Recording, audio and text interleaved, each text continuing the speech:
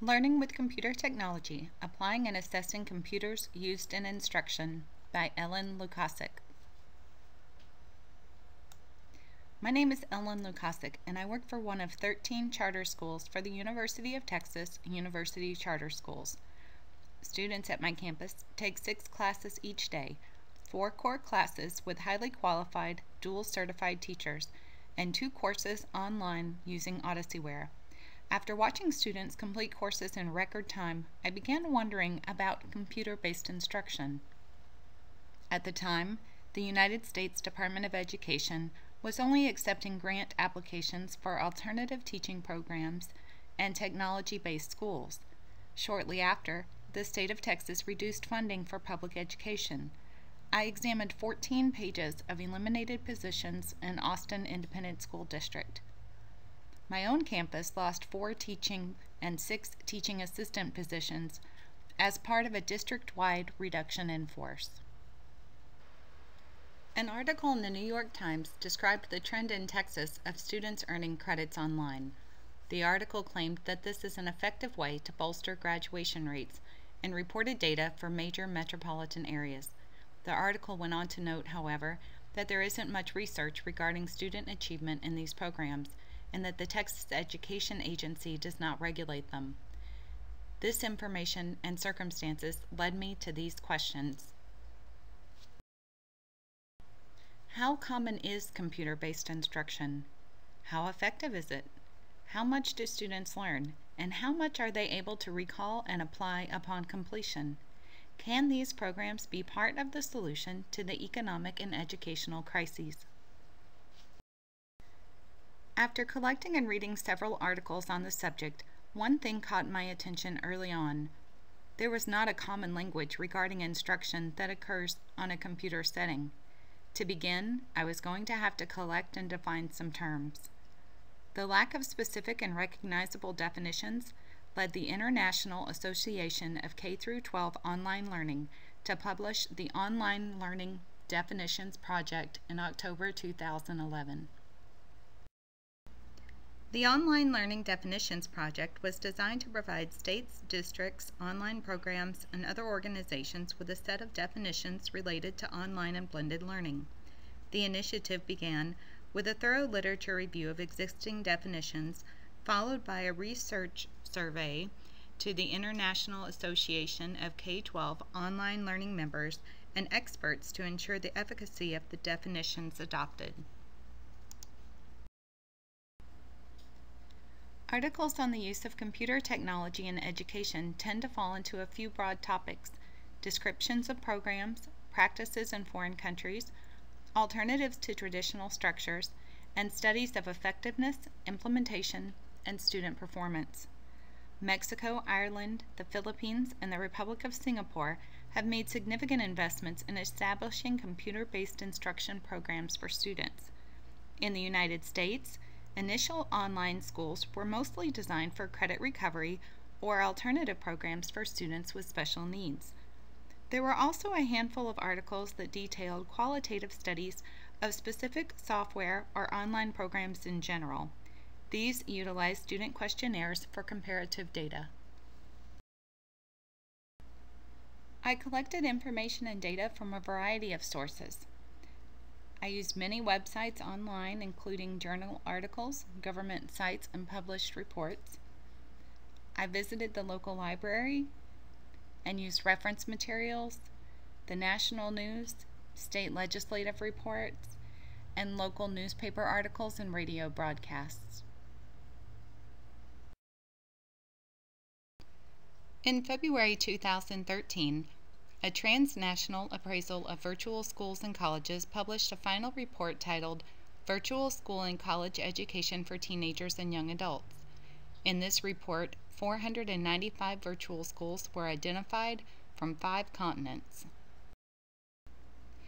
The International Association for K-12 Online Learning published a figure illustrating 10 defining dimensions of online programs.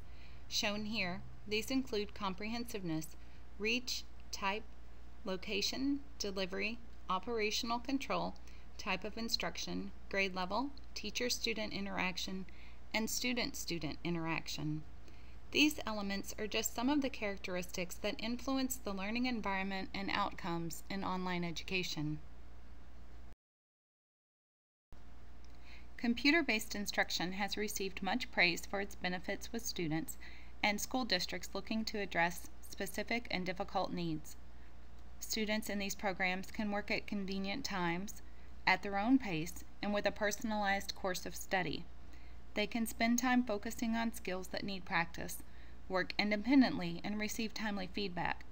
And they perceive teachers as facilitators rather than dispensers that control information. Students of online programs reported more teacher support, task orientation, and equity.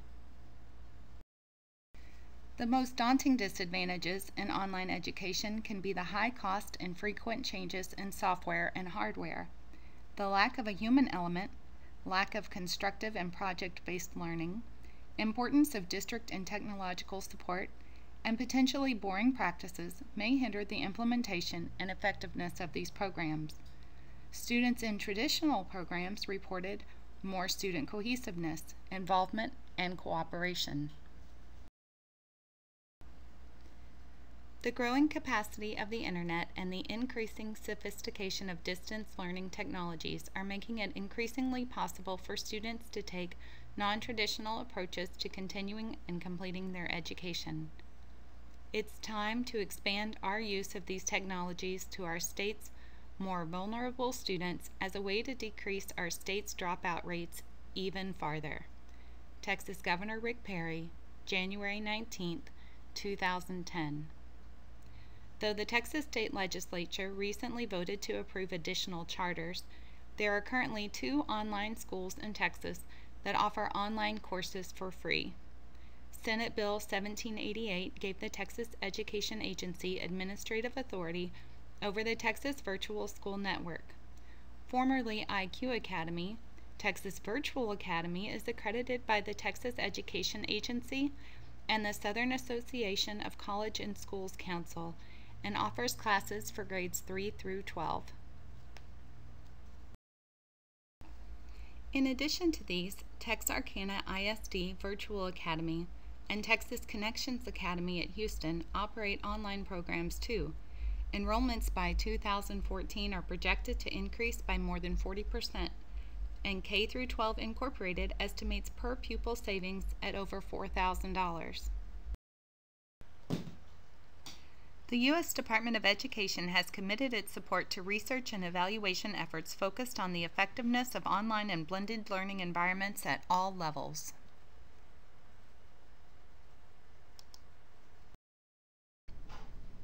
Between the 2008, 2009, and 2009-2010 school years, Texas increased funding for state virtual schools more than 14 times the increase of any other state in the United States.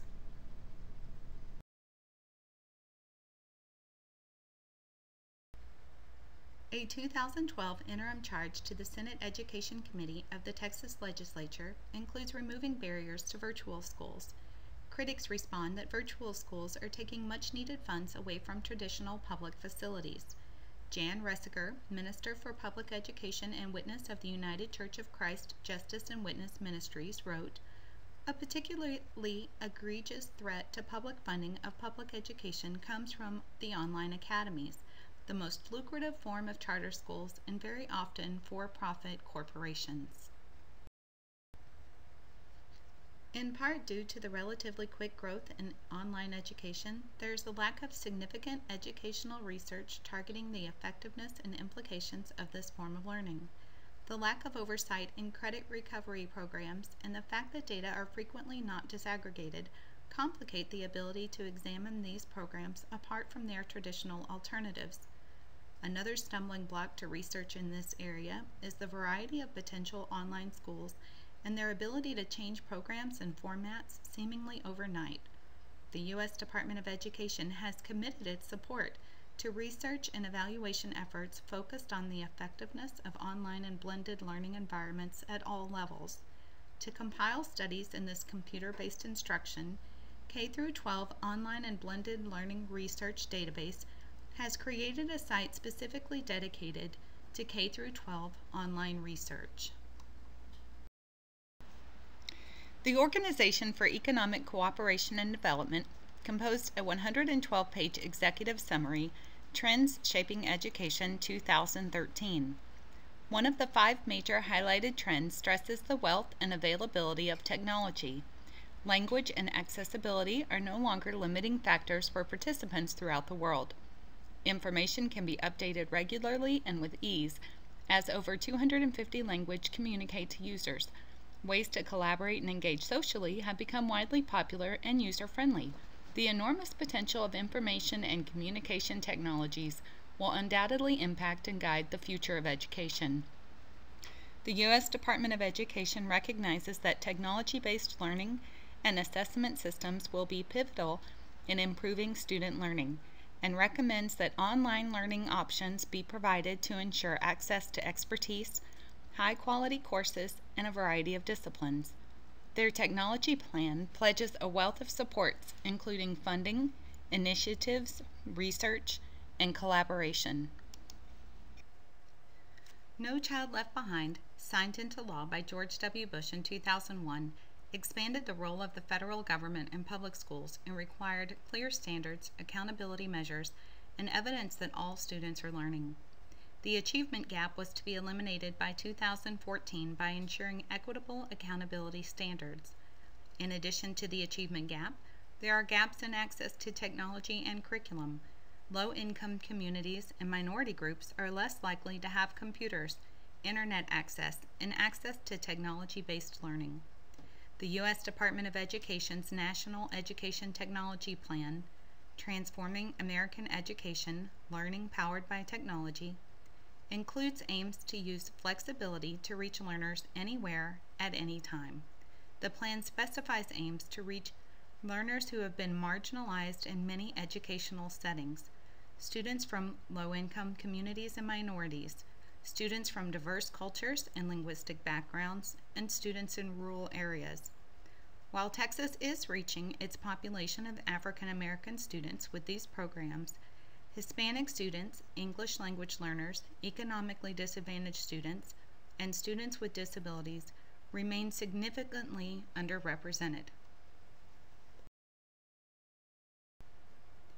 The Intercultural Development Research Association estimates that 3 million Texas students have dropped out of high school since 1986, and that by 2040, between 1.9 million to 3.5 million more students will leave high schools in the state without earning diplomas.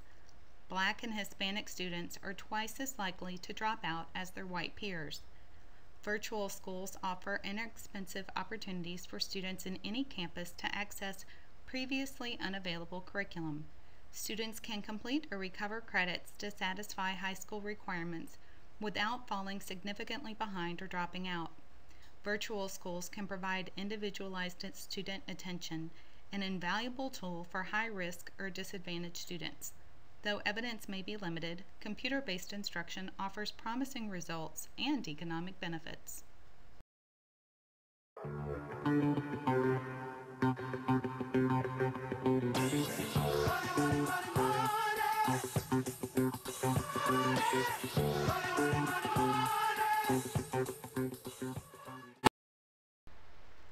As of the 2012-2013 school year, 31 states in the United States have statewide, fully online schools.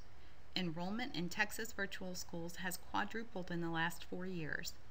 Data needs to be disaggregated, and accountability measures need to be established for for-profit providers that receive public funding.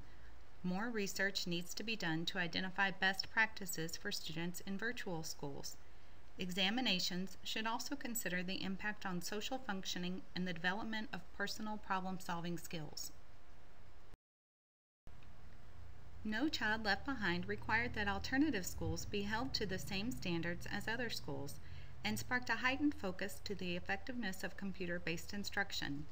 Initial studies have offered optimistic results for the ability of these programs to meet student needs and district objectives. The question of success or failure lies more in the implementation and organization of programs than their existence. Now that we know these programs can work, we must strive to ensure that they do. I'd like to thank Dr. Jennifer Chavot, the Integrated Science and Math and Reflective Teaching Program at the University of Houston, Department of Education, and the Greater Texas Foundation.